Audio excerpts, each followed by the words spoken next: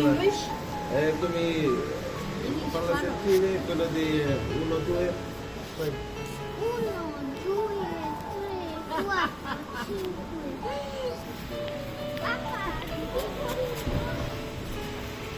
আজকের ভিডিওটা একটু বড় হতে চলেছে, আশা করছি আপনারা সবাই দেখবেন ভিডিওটা। হ্যালো এভরিওয়ান, আসসালামু আলাইকুম। আজকের ব্যাপারটা হচ্ছে আমাদের বাচ্চাদের একটু ভর্তির বিষয়ে ব্যাপার। ইতালিতে আসার পর বাচ্চাদের একটা টেনশন থাকে নিয়ে যে স্কুলে ভর্তি করার ব্যাপারটা, যেটা সবাই একটু ভুগে। যাই হোক, আলহামদুলিল্লাহ আমরা কিন্তু ভালোভাবে বাচ্চাদের ভর্তি করতে পেরেছি, আলহামদুলিল্লাহ। ওকে গাইস, আসসালামু আলাইকুম। ফাইনালি আমরা বাসা থেকে বের হয়েছি। বের হয়ে আমরা যাচ্ছি এদেশের স্কুলের হেড অফিস, যেটা হেড অফিসে যাচ্ছি। আজকে তাদের সাথে আমরা কথা বলে আসব যে কিভাবে ভর্তি করা যায় বা স্কুলের সিট আছে কি না, সেক্ষেত্রে এটা জানার বিষয় থাকে। প্রথম বাচ্চারা আসলে আমরা যাচ্ছি হেড অফিসে। এই তো আমরা হেড অফিসের গেটের সামনে চলে আসছি। কিছুক্ষণের ভিতরে আমরা ঢুকে যাব হেড অফিসে। তারপরে ওনাদের সাথে এখন কথা বলবো। ওনারা যেভাবে ডিসিশন দেবে সেভাবে আমাদের করতে হবে, কি কি করতে হবে। বা এর আগে আমরা খবর পেয়েছি যে সিট খালি আছে আমাদের বাড়ির নিচে স্কুলে। তো হেড অফিসে আমরা ঢুকে গেছি। এই তো এখন কথা বলবো। বাচ্চারা একটু খেলাধুলা করছে।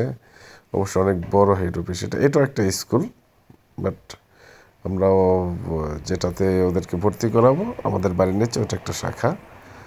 এটাও একটা বড় স্কুল কলেজ, এখান থেকে সব কিছু করা হয়। এই তো আমরা এখন ফর্ম ফিল আপ করবো। এর আগে অলরেডি আমি মেল করেছি। মেল করার পরে আমাকে এই হেড অফিসে ডেকেছে। তারপরে আমরা ওদের সব কিছু করার কমপ্লিট করে ফেলেছি। আমাদেরকে সোমবার দিন সকালবেলা স্কুলে জয়েন করার কথা বলেছে। তো বাচ্চারা অলরেডি রেডি হয়ে সকালে 7টা বাজে উঠেছে। উঠে রেডি হয়ে সকালে নাস্তা করে এই তো আমরা স্কুলের দিকে যাচ্ছি। আমাদের বাসা থেকে 1 মিনিটের রাস্তা।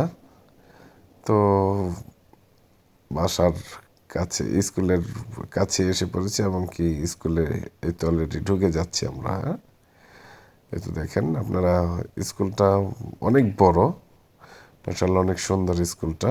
স্পেস আছে, খেলাধুলার জায়গাও আছে। তো এখানে ওরা খুব এক্সাইটেড, নতুন প্রথম দিন আজকে স্কুলে যাবে। ওই তো আমরা টিচারদের সাথে কথা বলছি, ইটালিতে বলে মাইস্টরা। বাম পাশার জ্যাকেট পরানো ও হচ্ছে আমার ছেলের টিচার ম্যাডাম।